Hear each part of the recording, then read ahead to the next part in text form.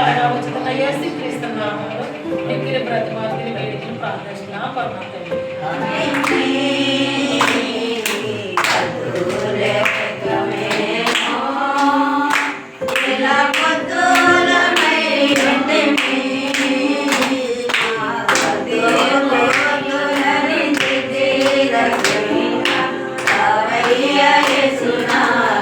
అయితే ఆ దూత భయపడుకుని, ఇదిగో ప్రజలందరికీ కలగబోవు మహా సంతోషకరమైన సువార్తమానము నేను మీకు తెలియజేయుచున్నాను.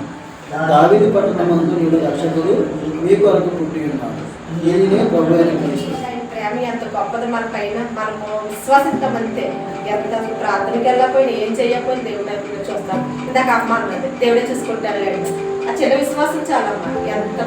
ఎంత సమస్యనైనా మనం గట్టి వేయచ్చు, ఎంత బాధనైనా మనం అధిగమించవచ్చు. మరియు ఈ రోజు నుండి ఆయన తన జీవితంతో మనల్ని సురక్షితంగా అవుతాడు. ఎందుకంటే ఈ రోజు దేవుడు పుట్టిక.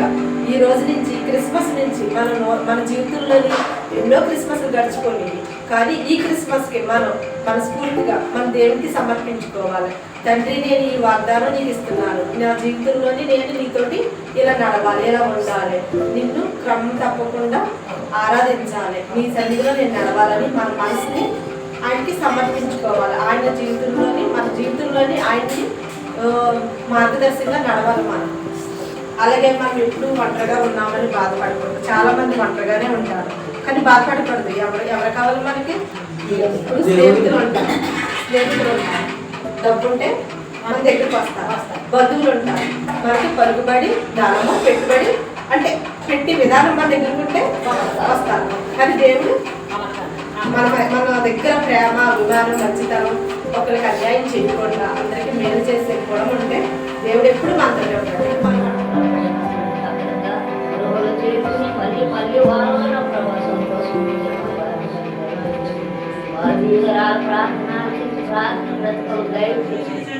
నీకు గ్రహించినట్టు కొంతమంది స్తోత్రాలు ప్రభా.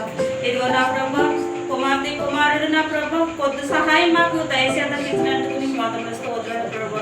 అటువంటి సహాయాలు మీరు ఎన్నో కొంత దయచేయండి. ఆ కుటుంబాన్ని జీవించండి, ఆస్వాదించండి ప్రభా. చేసినట్టు పనిలో మీరు తోడుగా ఉండండి అని అడుగుతున్నాను తండ్రి.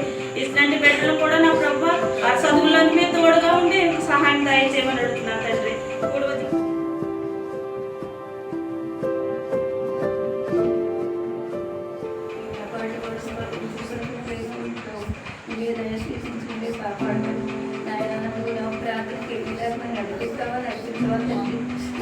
ప్రార్థన చేసుకుంటాం.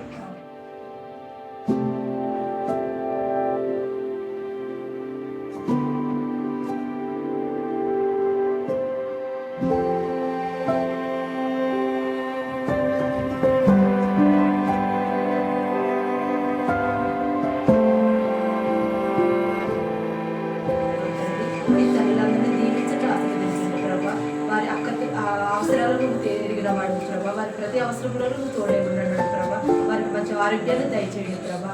తిరిగి మళ్ళీ వారితో కలిసి సంతోషంగా మాట్లాడుకుని